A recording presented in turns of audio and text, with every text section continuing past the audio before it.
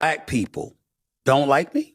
I'm from Hollis, Queens, bro. I'm from the streets of New York City. I go to the streets of America everywhere. I'm inside and outside arenas. I'm the ambassador for HBCU Week. I've helped generate over 12,000 scholarships in excess of $150 million for Black students. I was raised by 5 Black women, Joy. I have 9 nieces. I have 2 daughters. Everybody Black. I still go home to Hollis. On the business side, ESPN takes our show, First Take, to HBCUs, packed gymnasiums wherever we go. Black people don't like me? You sure? We don't stop. And I said we, because in concert with the very organization that I work for that you accused me of being paid by just to talk about white, just to talk nastiest things about Black people. What about what I celebrate? And Stephen A. Smith is hot. He is livid. He is upset ever since the National Association of Black Journalists, they gave him the thumbs down award. Now they do this every year. They give the thumbs down award. Now Stephen A. Smith should have got double thumbs down. He should get it every year. Now, you know, he likes to boast and brag. Hey, man, I was raised by Black women. I was this. Listen, you the breadwinner of your family. You probably worth $200 million, right? So a lot of people in your family probably do whatever you tell them to do, right? But they see you out here doing shucking and jiving and stepping and fetching. They see you. They see what you say about the Black community. They see it. Everybody sees it, right? It's not just having a difference of opinion. That's not the issue, because it's okay to have a difference of opinion. It's when you use your platform to denigrate Black people, and you've done it, and you go against Black people all the time, right? You say, I can go back to my community. I can go back to my community. That's not saying nothing. You work for a Fortune 500 company, a multi-billion-dollar company. They have money all the time to give to less fortunate people, right? You know, these nonprofits and stuff. You are a major player in one of their employees. So yes, you're going to give away money. You're not giving away your money. You're giving away money that they're giving you to give away, right? It's all bull crap, man. Like, you're not fooling nobody. You're not 10 toes down in the community really working with the people and loving on the people. You are a corporate guy and you do what you're told to do. Reading the teleprompter, right? That you give money to people that's in line, not the grassroots. No, you're not fooling nobody, right? So now when you're being called out, you get called out for your behavior. What do? You run over to Sean Hannity and Cuomo and all these people because you're upset. Now, you're upset because they're holding you accountable. You're never wrong. You're never wrong. So Jemele Hill was asking, well, no, before we even get to Jemele Hill, you had your conservative friends come out. You had your conservative friends come out and Brandon Tatum. They did to Stephen A. Smith proved it. They are disavowing a man who dedicated his entire life to being a voice for Black people and breaking through multiple barriers in sports commentary. More so than anybody else in the world history or American history. But because he disagrees and has an opinion about a certain group of people or certain things that he's said about politicians who are dirtbags, all of a sudden they reject this Black man. He don't count. Shame on them. You see how they do you? You can dedicate your whole life to support. You do one thing that don't align with their woke agenda, all of a sudden you don't count as a Black person, no matter what you've done in the Black community. This is how they treat you. And then you wonder why people like Stephen A. Smith and others are being like, dude, I'm not finna dedicate all of my time to just Black people. Now you got Brandon Tatum over there, you know, running interference and saying the things that he's saying. Because remember, if you disagree, see, he get mad with people that disagree with him, right? Right? And he wants to call us all kinds of names and do all kinds of stuff. So we call him names because he goes out of his way to denigrate Black people. Go on to Brandon Tatum's page and show me anywhere in the last 3 to 4 years where he said anything positive about the Black community or show anything positive about Black people. None. Nowhere. Go show it to me. Then we get to Anton Daniels, right? And we already know Anton No Diggity Daniels, right? He gets on there, he says this. It that Stephen A. Smith held a Black woman accountable, a public figure who is also a politician, I already knew that the writing was on the wall and there was nothing that he was going to be able to do about it. to get himself in good standing and back in the good graces of black women, and that the smear campaign on his name was going to be at a fever pitch.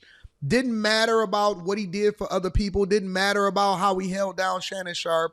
Didn't matter how he held down Ryan Clark. Didn't matter about what he was doing for communities. Didn't matter about the fact that he celebrated and upheld his mother and his sisters and all of his story and all of that type of stuff. The only thing that you got to do in this culture is get out of line. Don't step too close to the yellow line, or else we're going to push you over on the train and we're going to let that train try to roll over you, and then we're going to celebrate your death. But realistically, if we are just going to be completely objective, I have never in my life seen or heard Stephen A. Smith disparage, go at, or disrespect black women. See, Anton No Diggity Daniels, he can pull that small time stuff on somebody else. When he says in this culture, that's like that in every culture. When you go against the grain of powerful people, they hold you accountable. He knows darn well if he start doing content of the underbelly of the W people, that culture will come after him. He already knows it. See, this is the hypocrisy that they can poke over on some of y'all out there. Some of y'all out there, right? All you gotta do is listen. All you gotta do is listen. Let him use his platform and call out some of those W's or some of those conservatives. Watch what happened to his followers and his. So miss me with the foolishness, man. Sometimes y'all just say any damn thing and think you just gonna get away with it. Stephen A. Smith ain't just being called out for calling out that black woman. Stephen A. Smith is being called out for years of disrespect. I'm no fan of Jemele Hill, but Jemele Hill was spot on. Hey, Stephen A., we're wondering exactly what is it. When Donald Trump called you stupid, you laughed and challenged him to a debate. If Kamala Harris would have called you stupid, what would you have said? Very curious about that. And Michelle Beadle constantly criticized you, and not in a way that is like, oh, I don't like how he feels about the Spurs, or I don't like how he feels about this team or that team. She says she actively roots for your demise. She called you everything but a child of God. I mean, it is very personal with Michelle Beadle. She made it personal and said it was personal. Nothing. Total silence. So then we see Donald Trump call you stupid. He called you low IQ. He insulted your intelligence. And people were wondering, are you going to give him that Jasmine Crockett energy? And you didn't. So that's why people are like, hey, Stephen A., we're wondering exactly what is it, or why does it seem like you have a higher level of energy and criticism for the people that look like you than for the people who don't want your people to exist? When Donald Trump called you stupid, you laughed and challenged him to a debate. If Kamala Harris would have called you stupid, what would you have said? Very curious about that. And that's why people are like. Now, I agree with her 100% in what she was saying, because he has a different kind of smoke. He had no smoke for the president. He don't have no smoke for Michelle Beadle. You know why he don't have no smoke for Michelle Beadle? Because years ago, he came on there, and Stephen A. Smith used to be different years ago. He used to be and say, I ain't scared of nobody. He would go after everybody. It was a W woman that he was going back and forth with. He got suspended for like 2 weeks. And after that, they completely neutralized him. And he changed. You know, I remember he said what he said about Lamar Odom. He got suspended. He said a whole bunch of wild stuff about black people, man, over the years. Now, Cuomo, over there at News Nation, he ran over there to him to get interviewed, right? And he was saying a whole bunch of stuff about he's upset about being disrespected and by these black women, and he didn't disrespect black women. It's not just about you disrespecting black women. It's about you disrespecting the black community and what you do. And you're a face, and you say things that they wish they can say, but they say it through you. We're not fooled. We're not fooled. So Jemele Hill, after making her comments, She went on to News Nation. I know Stephen A. well. I care about him a lot. I don't really have a role in this conversation. I'm not a black journalist. And that seems to be the elephant in the room, which is that Stephen A's being called out because you're a black journalist and you got to be careful how you go after your own versus how you go after the other. And that is a very tricky conversation. Yeah, but you know what, Chris? It's one that we all live in. Like, I know being a black woman, especially because I have mostly trafficked in mainstream media spaces. Yes. You've been at CNN, you're in a pretty mainstream space now. I was at ESPN for 12 years. I write for The Atlantic. I appear on CNN. These are mainstream spaces. I already have the double consciousness to know there are certain things and certain topics and certain ways I want to go at things. I got to keep it in community, or I got to keep it on my own platform, because I know that there are some criticisms that I have that will be used and weaponized against my own community. And that's the part that I think that people are trying to address with Stephen A. Nobody is saying don't criticize Jasmine Crockett. She's a politician, for crying out loud. You're supposed to criticize her. That is the part of the job, and I think she even understands that.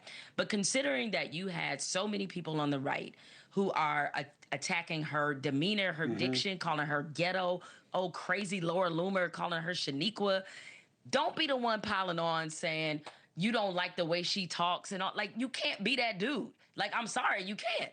And especially coming from a black man, they're going to look at you and they're going to say, well, Stephen A. agrees. I now am empowered to say that thing that I can keep in that quiet place. I can say it out loud because Stephen A. said I could. I've invited Don Lemon on this show. Don Lemon wants to talk privately first. But he said a whole bunch of things publicly. President Erin Haynes for NABJ. I've invited her on the show. She wants to talk privately.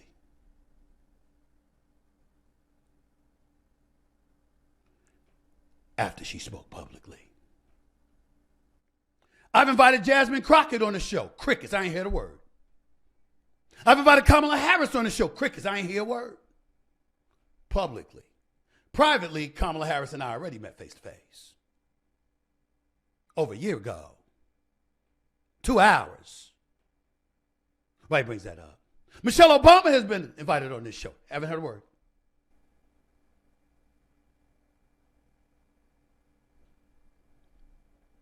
Kerry Champion and Jemele Hill have been invited on this show. I ain't got no problems.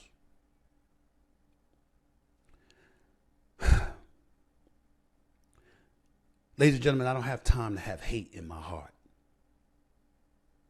I mean, maybe for one person who y'all all know, and I'll leave that alone.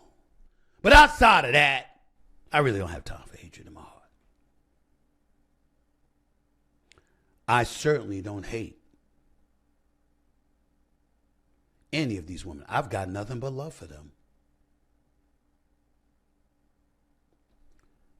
Do you know that if Kerry Champion or Jemele Hill or any of those ladies wanted to meet with me, I would? Do you know if they wanted to come onto this show together, like me hosting a round table with these ladies? No problem. Car service, flights, all this stuff. I'll pay for you to come on in. Let's have a conversation. I'll be the only male in attendance if you want me to be, with all of you together. If not, one at a time. It's not a problem. If you ever needed my help, I'd be there.